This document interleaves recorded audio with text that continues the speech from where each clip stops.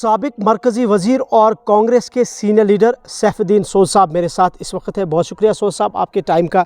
आपसे जानना चाहेंगे, ज़ाहिर सी बात है आप पहलगाम हमले के बाद की सारी सूरत हाल से वाकिफ़ होंगे, जिस तरह से भारत पाकिस्तान ने अपने सिफारती ताल्लुकात मुनक़ता किए हैं। उसके बाद जो यहाँ कश्मीर में एंटी मिलिटेंसी का जो ऑपरेशन है तेज़ किया गया और मुबैना सरगर्म मिलिटेंटों के जो घर है उनको उन पर जो है ब्लास्ट किया जा रहा है, और ओवरऑल जो अभी सूरत हाल है, सिचुएशन है पहलगाम हमले के बाद, किस तरह से आप इसको देखते हैं? पहलगाम में बहुत ज़बरदस्त तशद्दुद हुआ है, इसीलिए इस खूनी ड्रामा की बड़ी ज़बरदस्त इसका विरोध किया गया है। तो जिन लोगों ने वहाँ वो रचाया, मासूम बेगुनाह लोगों को मारा, तो उस कत्ल गारत के लिए सारी दुनिया में उन लोगों की मज़म्मत हो रही है जिन्होंने ऐसा किया। तो इसके बाद रद्द-ए-अमल के तौर पर ताल्लुकात ख़राब होने लगे हैं। तो इस वक्त चूँकि हम हिंदुस्तान में हैं, हिंदुस्तानी हैं और एक जमहूरी निज़ाम है, और यहाँ मोदी जी प्राइम मिनिस्टर हैं, उन्होंने पहलगाम को मज़म्मत भी की है, और चूँकि उनके पास काबीना है ताकि वो मशवरा भी करें, तो जमहूरी हिंदुस्तान में हमको ऐसे नाजुक मौक़ों पर वज़ीर आज़म के साथ खड़ा होना चाहिए, क्योंकि उनको पूरी वाक़फ़ियत है इसकी। इसलिए इस वाक़ा को मज़म्मत करनी चाहिए सब लोगों को। उसके बाद जो माहौल पैदा हो गया है, हम सिर्फ दुआ कर सकते हैं। हालात बड़े ख़राब हैं, लेकिन हम दुआ कर सकते हैं कि इस नाजुक मौके पर भी ऐसा न हो कि पाकिस्तान और हिंदुस्तान जो मफाहमत में है, वो प्रोसेस जो है अमन और सुकून की, वो डिरेल हो जाए। हमारी तो दुआ हो सकती है। तो ओवरऑल तो हम प्राइम मिनिस्टर के साथ खड़े हैं जिन्होंने मज़म्मत की, इसकी जायज़ तौर मज़म्मत की है। ये तो नहीं हो सकता है कि ऐसे लोग जो बंदूक बरदार हों निहत्ते लोगों को कत्ल करें, तो ऐसे लोगों को किसी सूरत में माफ़ नहीं किया जाएगा। तो उनको तलाश करके कानून के शिकंजे में लाया जाएगा, ऐसा ही मुझे लगता है। सोज़ साहब, इस हमले के बाद जिस तरह से पाकिस्तान ने कैटेगोरिकली डिनाई किया है कि किसी भी किस्म की इसमें इन्वॉल्वमेंट की, साथ साथ उन्होंने ये कहा है कि हम हिंदुस्तान को इसमें एक इम्पार्शल जो है इंक्वायरी के लिए हम उनका सपोर्ट करेंगे, उसमें अगर हमें हमारी ज़रूरत पड़े।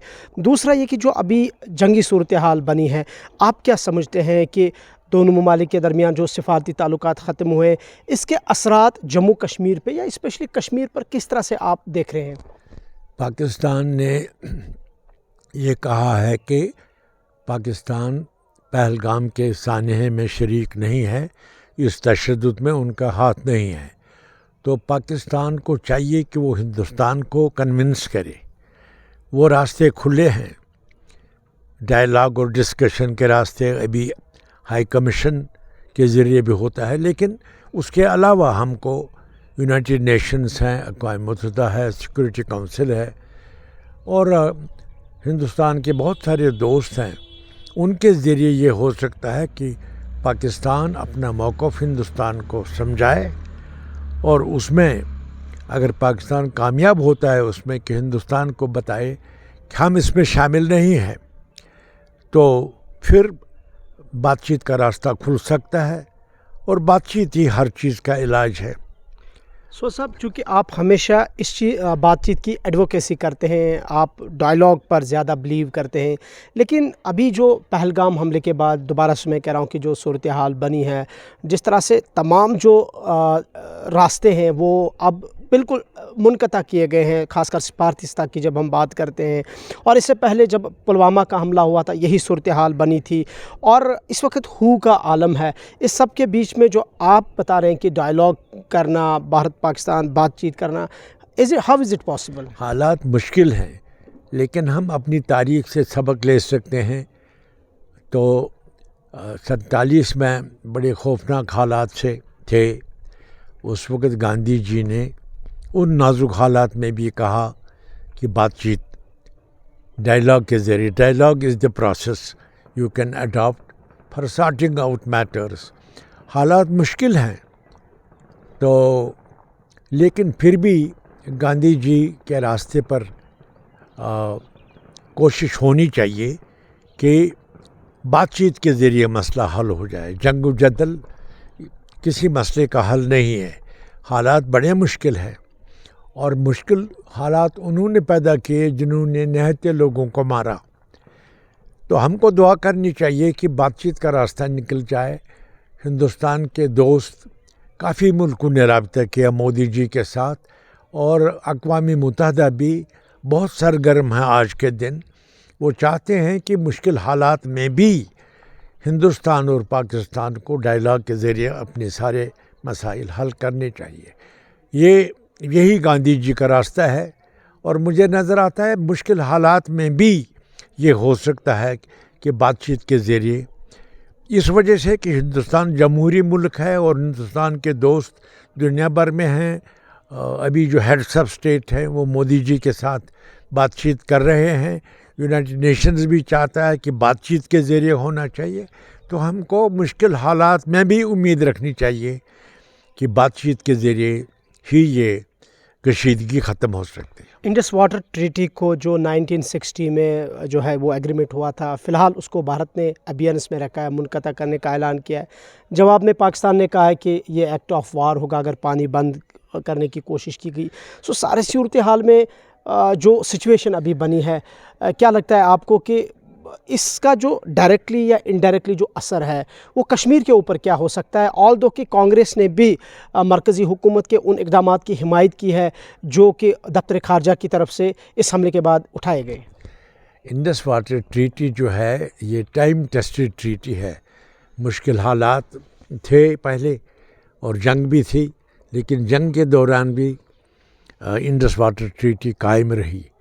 اور پاکستان لوور رائپیرین اسٹیٹ ہے تو جیسا وہ بتاتے ہیں, جیسا یونائٹڈ نیشن کو پتہ ہے, یہ تو ان کو لائف اینڈ ڈیتھ کا سوال ہے کیونکہ پینے کا پانی اور اریگیشن کا پانی ہندوستان سے پاکستان کی طرف بہتا ہے.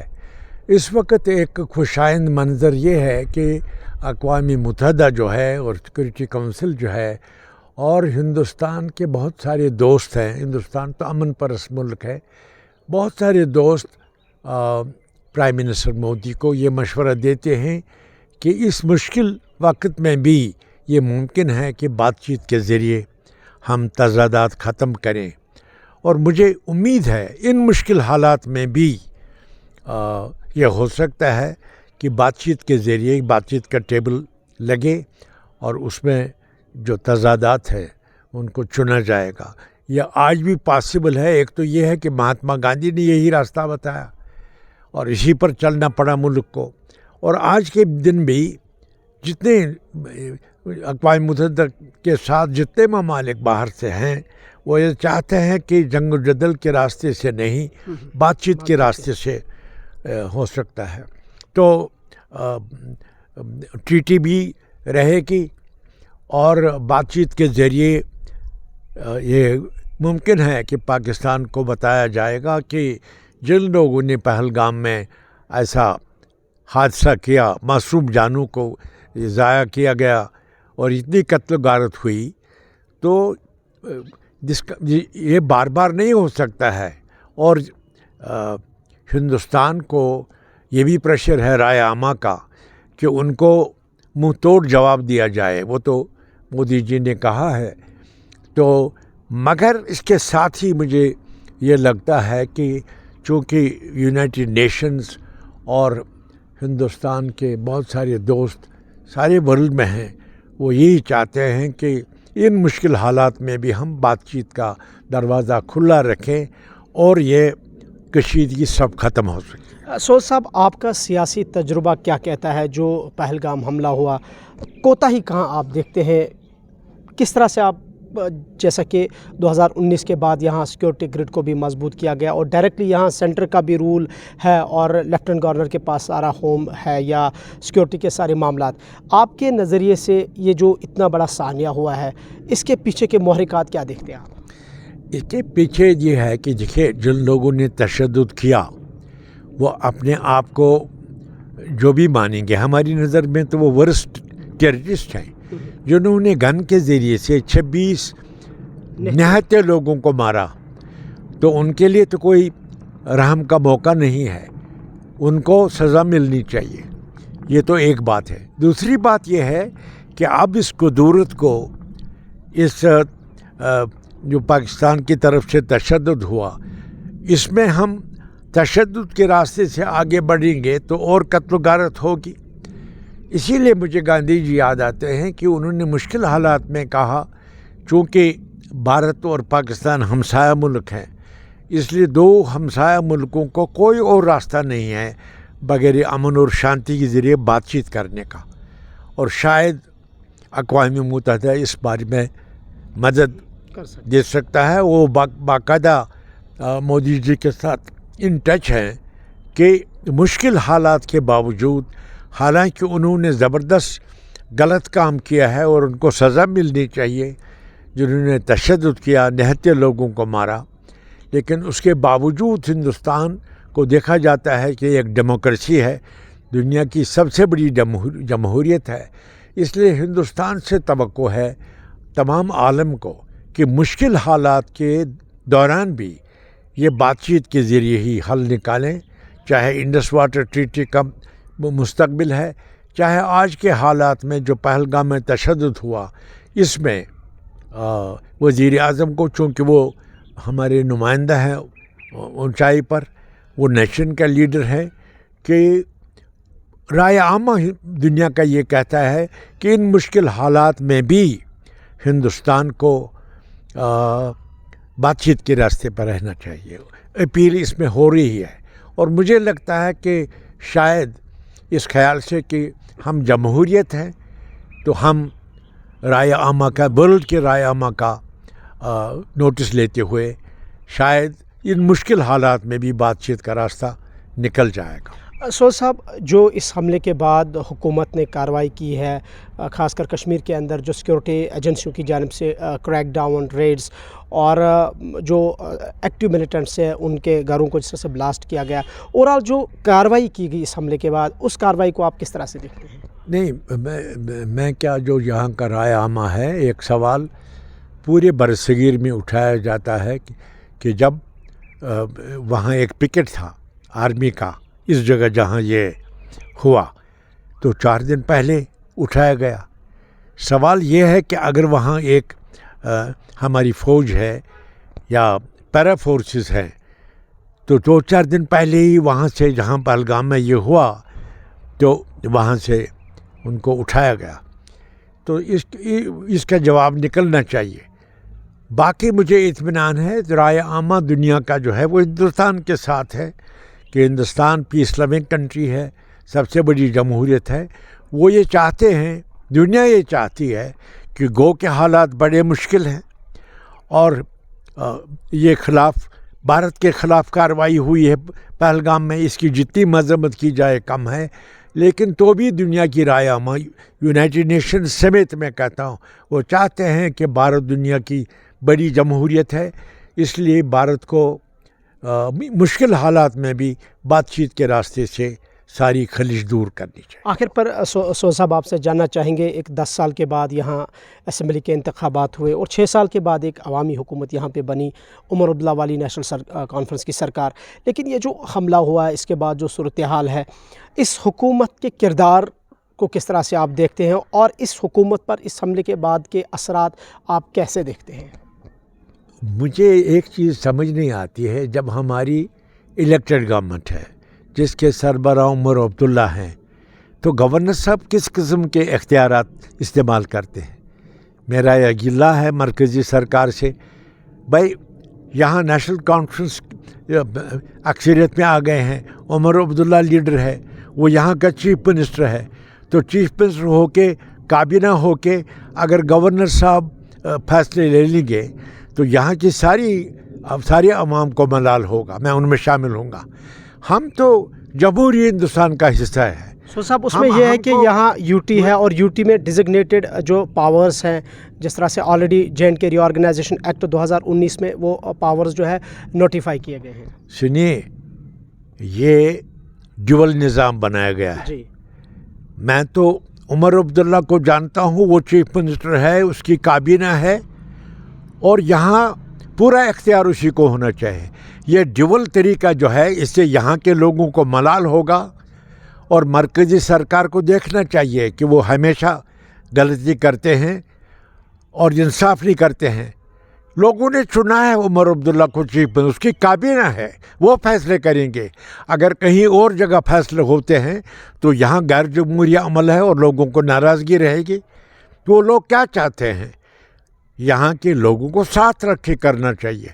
तो साथ रखना ये होता है जमहूरी अमल करें, उमर अब्दुल्ला को तस्लीम करें, वो लीडर है लोगों का, उसकी काबीना फैसला करे और कोई जगह फैसले करने की नहीं है। बहुत बहुत शुक्रिया सैफुद्दीन सोज साहब। कांग्रेस के सीनियर लीडर और साबिक मरकज़ी वज़ीर सैफुद्दीन सोज साहब की बड़ी डिटेल्ड गुफ्तगू और मुस्तनद गुफ्तगू जम्मू कश्मीर के सियासी मंजरनामे पर, और ख़ास कर जो पहलगाम हमले के बाद अभी सूरत हाल बनी है और जिस तरह से भारत पाकिस्तान के दरमियान तमाम ताल्लुकात फ़िलहाल मुनक़ता हुए हैं और इससे जो असरात है इस खित्ते के ऊपर, बिलखुसूस कश्मीर वादी के ऊपर, इस पर सोज साहब ने अपनी तजुर्बे के हिसाब से बड़ी तफसीलन गुफ्तगू की है। कैमरा पर्सन मोहसिन अल्ताफ़ के साथ इमरान नाइकू, गुलिस्तान न्यूज़, श्रीनगर।